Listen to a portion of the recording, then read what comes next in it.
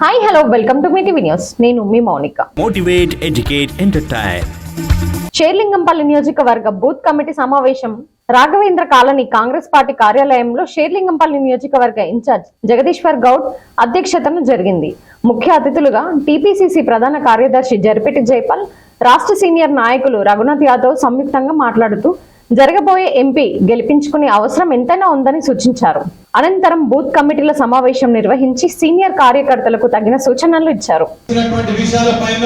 దృష్టి కేంద్రీకరించి స్థానికంగా నాకు సంబంధం లేదు, నా దగ్గర రాబోగాని చెప్పినటువంటి దాఖలాలు గతంలో చేసినటువంటి మెంబర్ ఆఫ్ పార్లమెంట్ లో ఎంతో మంది ఉండే, కానీ దానికి భిన్నంగా రంజిత్ రెడ్డి గారు మరి అది ఒక ఎడ్యుకేషన్ విషయంలో కానీ, మెడికల్ విషయంలో కానీ, స్కూల్ విషయంలో కానీ, అదే మాదిరిగా ఎన్విరాన్మెంట్ విషయంలో కానీ, కల్చరల్ ప్రోగ్రామ్ అయితేనేవి ప్రతి సందర్భంలో వారి ఇంటికి వెళ్తే కూర్చోబెట్టి ఆ విషయాన్ని విని పరిష్కరించేటటువంటి వ్యక్తిత్వం గొప్ప వ్యక్తిత్వం.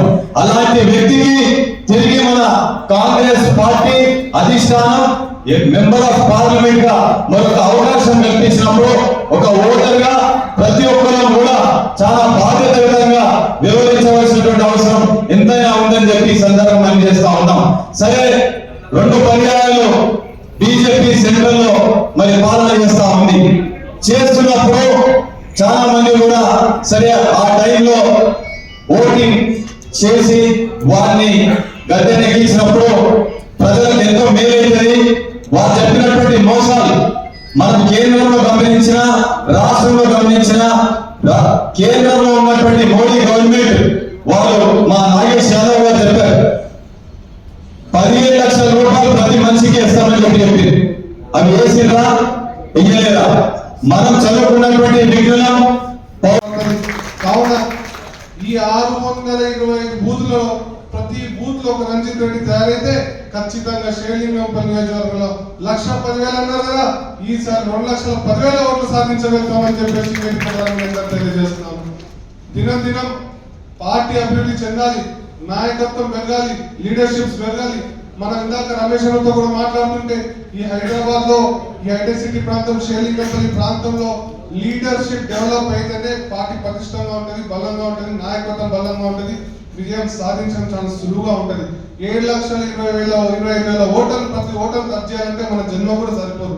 కావున మనకంటూ పార్టీకి కానీ మనకు కానీ ప్రత్యేకమైన ఒక సైన్యాన్ని కాంగ్రెస్ పార్టీ సైనికులను తయారు చేసిన రోజే ఈడ కాంగ్రెస్ పార్టీ మరి ఎప్పటికీ కాంగ్రెస్ పార్టీ చరిత్రలో షేర్లింగంపల్లిలో ఉండిపోవాలి.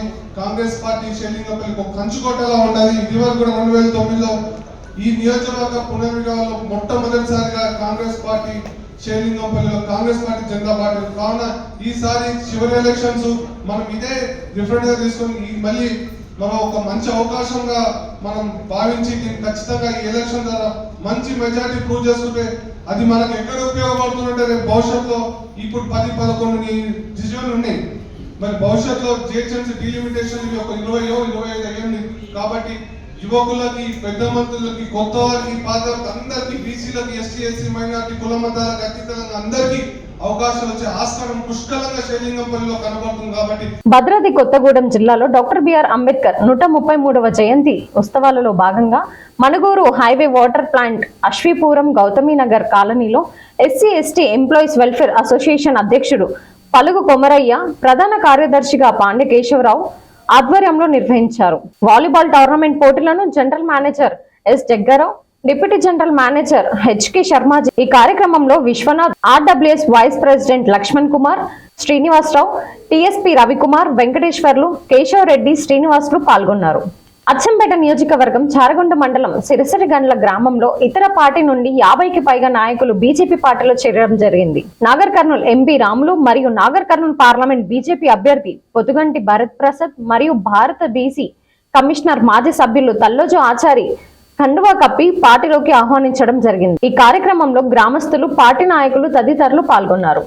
రంగారెడ్డి జిల్లా షేర్లింగంపల్లి నియోజకవర్గం మాదాపూర్ పోలీస్ స్టేషన్ పరిధిలో శుక్రవారం స్థానిక పోలీసులు విశ్వసనీయ సమాచారం మేరకు చంద్రనాయక్ తండాలోని ఓ అపార్ట్మెంట్ లో పేకాట స్థావరాలపై దాడులు నిర్వహించినట్లు తెలిపారు. పేకాట ఆడుతున్న 9 మంది నిందితులను అదుపులోకి తీసుకొని వారి వద్ద నుండి 2,71,000 నగదు, 9 సెల్ ఫోన్లు, 2 పేకట సెట్లను స్వాధీనం చేసుకుని కేసు నమోదు చేసినట్లు తెలిపారు. Thanks for watching. చూస్తూనే ఉండండి మీ టీవీ న్యూస్.